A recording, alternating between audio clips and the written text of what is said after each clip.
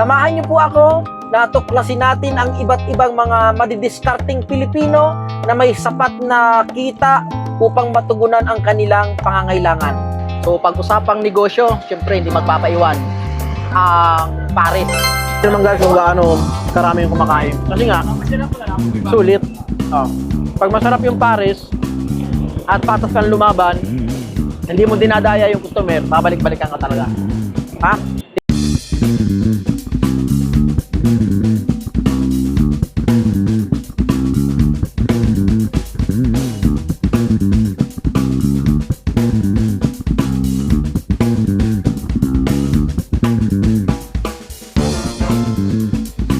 So, isa pa sa hinahangaan nating negosyo dito po sa ating bansang Pilipinas na isa sa pipili ninyong gayahin, yung tinatawag pong ambulant vendor.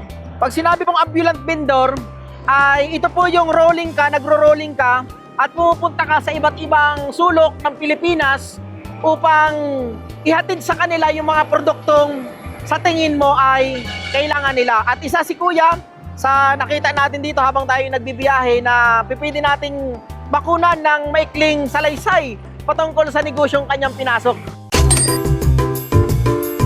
Gawa nila nang aakit sila ng mga truck dyan sa C5 at ang dahilan nila wala daw pinag-aralan at the same time ay walang tumatanggap na trabaho. Ito nga napakarami. Kanina nakita natin doon parisan. Ngayon naman ito ambulant vendor napakaganda tingnan mo. Ayan, kompleto na yan So ano pangalan mo Kuya? Giron po, Giron.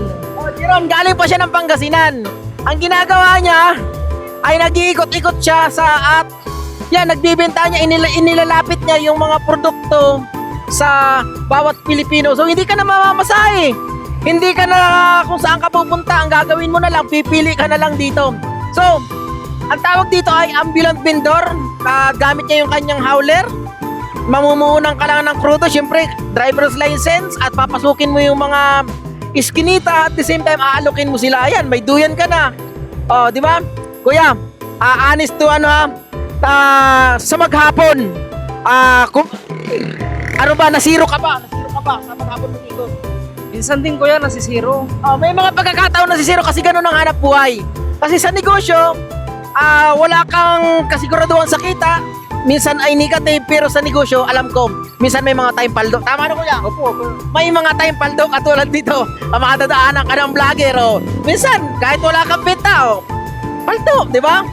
Kuya, ano masasabi mo sa mga taong walang hanap buhay, sa mga kapwa natin Pilipino na walang hanap buhay? Ano masasabi mo sa kanila? Masasabi ko lang sa kanila, sipag lang. Sipag! Diskarte! Basta patas lang laban. Di ba?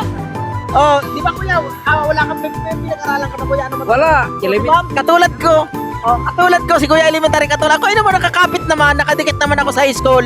Pero noon, sabi ko nga, makikita ninyo ako noon, nagtitinda ako ng balot, nagtitinda ako ng taho, nagbubulkanize ako, nag-uuling. Di ba? Kaya makasabi ko na maganda na ang kalagayan nito ni Kuya kumpara sa kalagayan ko noon.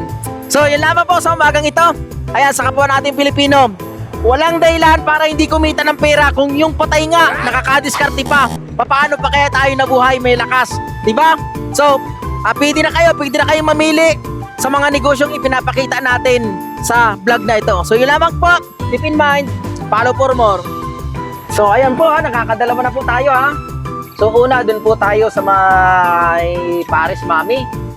At doon natin tiningnan yung mga estratehiya at yung mga dapat nating matutunan sa aspetong pagnenegosyo. Ang napansin ko doon sa Paris Mami ay binigyan nila ng quality.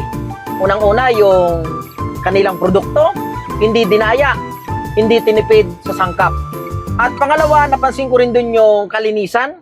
Malinis yung kanilang mga tables. At the same time ay yung pwesto talaga ang napakahalaga. May malilim, tapos tinatambayan ng mga biyahero. Ano po? Tinatambayan ng mga biyahero. So yun yung napansin natin doon, tinatambayan ng mga biyahero.